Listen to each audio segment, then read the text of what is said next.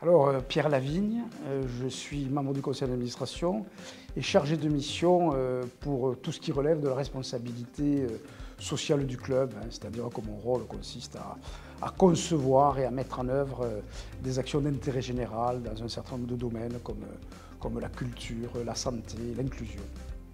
Donc, dans les 2 mois qui viennent, interviendront 3 événements qui relèvent justement de l'engagement culturel et sociétal du Racing.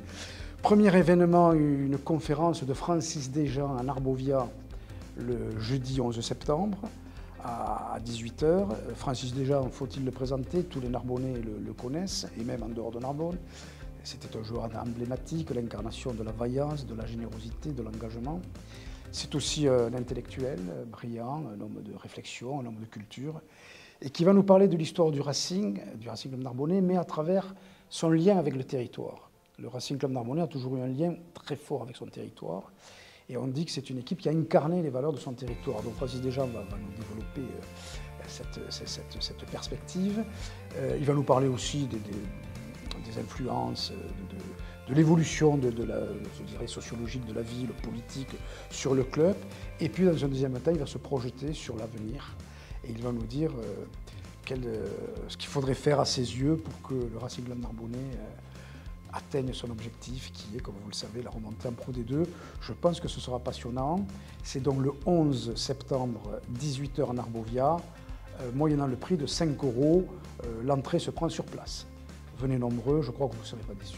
Alors, deuxième date, on change, là on passe de Narbovia au théâtre, autre institution culturelle majeure du Grand Narbonne, avec laquelle le Racing a un partenariat. Et là, on lance un cycle de ciné-débat. Cycle de ciné-débat, donc Racing Club Narbonnais. De quoi s'agit-il? On va à des intervalles réguliers, 4 fois par an, je pense, 4-5 fois. On va donc passer un film qui a pour objet le sport, le rugby peut-être, mais pas seulement, et surtout un problème social, humain, en lien avec le film, de façon à pouvoir ensuite en débattre. On commence par Invictus, qui est un beau film de Clint Eastwood, bien identifié par les passionnés de rugby, puisque le cadre, c'est la fameuse Coupe du Monde de 1995. Et Clint Eastwood, le réalisateur, montre comment Nelson Mandela, qui venait d'accéder à la tête de l'État, a utilisé la Coupe du Monde et les valeurs du rugby pour fédérer la nation sud-africaine, qui était en voie d'explosion à ce moment-là, qui était très fragmentée.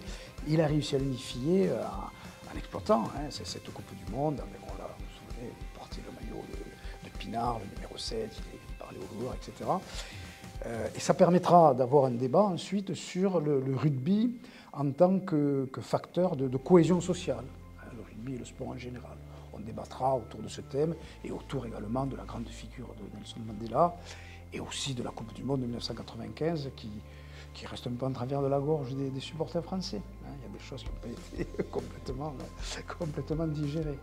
Donc ça, c'est à 19 h. Au théâtre, 4,50 €, je pense que ça vaut le coup. Troisième date, alors là, on quitte le territoire pour rejoindre l'histoire, si je peux dire. Donc, le 18 octobre, le jour du match, le jour de la réception de Tarbes, le Racing va créer son club des 100. On pourrait dire Centurion, mais Centurion, c'est le volet chez nous, donc on dit club des 100. De quoi s'agit-il? Eh bien, d'honorer, de distinguer tous les joueurs qui, depuis la reprise en 1945, ont porté au moins 100 fois le maillot du Racing en équipe fanion dans des matchs officiels. Voilà, donc une commission a été créée, on a beaucoup travaillé, ça nous a demandé un travail de recherche, de compilation très important. On a dressé cette liste de centenaires, et c'est une liste magnifique. On a des joueurs tout à fait extraordinaires, à toutes les époques, parce que ça c'est la particularité du Racing, on a une histoire très profonde. Elle ne remonte pas qu'aux années 60, elle va beaucoup plus loin.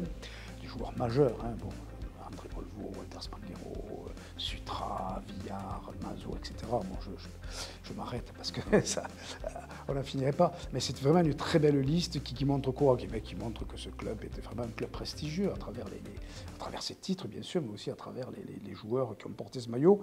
Et c'est bien parce qu'on rend hommage à la fois à ceux qui ont écrit les heures glorieuses, mais aussi à ceux qui ont assuré la pérennité du club. Parce qu'il y a eu des moments difficiles, On a toujours eu. Et ces moments difficiles, si on les a traversés, c'est grâce à des joueurs qui, je dirais, un peu plus dans l'ombre que d'autres, ont assuré cette continuité. Voilà. Donc c'est un hommage à la mémoire du club, c'est un hommage à ces grands acteurs, aux grands acteurs du club. Ce sera un moment de cohésion, je pense, autour de l'histoire, autour du Racing Club Narbonnais. Ça aura lieu, je l'ai dit, le jour de Tarbes. On va commencer au chapiteau, ça se déroulera au chapiteau du Racing, bien connu. On va commencer à 11 h par une sorte de cérémonie introductive. On appellera les joueurs un par un, on leur remettra un trophée. Et ensuite, il y aura un repas. Et je précise que ce repas est ouvert à tous. Chaque Narbonnais ou grande Narbonnais ou village de Narbonne intéressé pourra s'inscrire à ce repas. Bon, c'est une somme qui n'est pas modique pour le coup, c'est 50 € TTC, mais il y a l'apéritif, le repas et la place au stade également. Voilà, donc les personnes intéressées peuvent s'inscrire auprès du Racing Club Narbonnais.